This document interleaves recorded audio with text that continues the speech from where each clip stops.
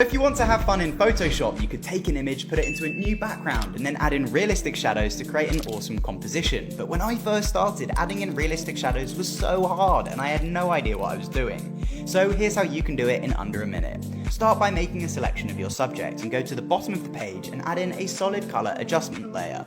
From here, you can now take a color sample of the darkest point of your surface.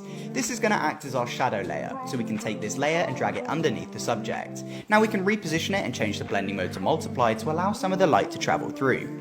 Go to filter, blur, and add in a Gaussian blur of about 20 pixels. This is important in this example because our shadow is going to be overcast. It's not harsh lighting on top of our image, so I'm going to have soft shadow edges. I'm now removing the shadows from around the tires because these are going to be called our contact shadows. So I'm going to create a brand new shadow for this, which is going to be slightly darker than the original shadow.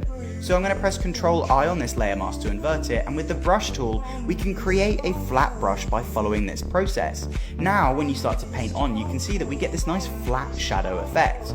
So I'm going to use the arrow keys on my keyboard to rotate my brush and simply just dab on these darker shadows underneath the points where the contact makes with the surface. I'm going to add it in underneath the belly of the chassis as well. And there you have it, you've now added in realistic shadows in Photoshop. Follow for more tips.